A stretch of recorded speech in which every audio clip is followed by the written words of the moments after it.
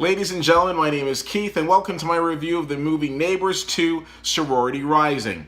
The movie stars Seth Rogen, Rose Byrne, and Zac Efron. They might sound familiar, that's because they were all in the original. Now, they are back for more. Now, of course, the challenge with any sequel is that it has to be as good as, if not better than, the original. We'll get to that in a moment.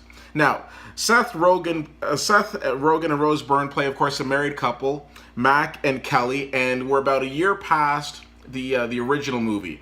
Their daughter is now a little over a year or so. They've just sold their house. They've bought another house, they're in the process of selling their house, and the couple that's buying it has decided to go into escrow, which basically means they've got 30 days to kind of inspect the house, check out the neighborhood, make sure that they really want to sign on the dotted line. And everything would be great, except for the fact that a sorority has moved in next door. Now, the sorority is led by Chloe Grace Moretz, who a lot of you will remember from that fantastic movie, Kick-Ass. Her and a couple of her friends decided that they want to party like it's 1999, and they want to build a fraternity where they can do just that and have wild and crazy parties. Now, the only problem is that their neighbors are trying to sell their house, so the last thing that they need is wild and crazy parties next door. So when you've got people that are having wild and crazy parties next door, what in the world do?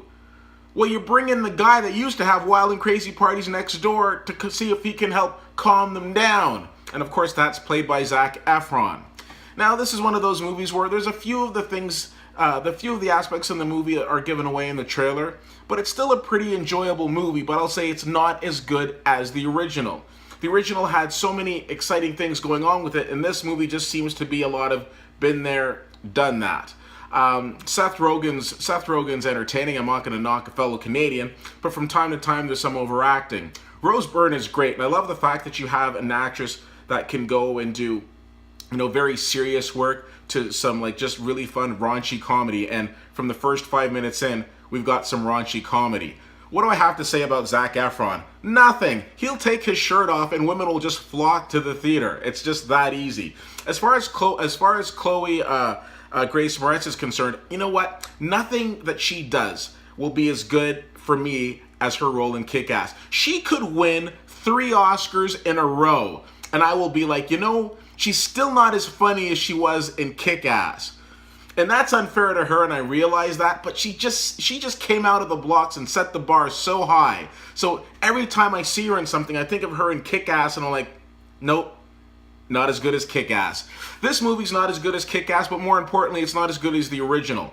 It's one of those movies that I really enjoyed, but I'm leaving it, and I'm like, it was very stupid funny, but in some aspects of it, it was just stupid. But still stupid enjoyable, not stupid bad, if that makes sense. I give this movie a C+.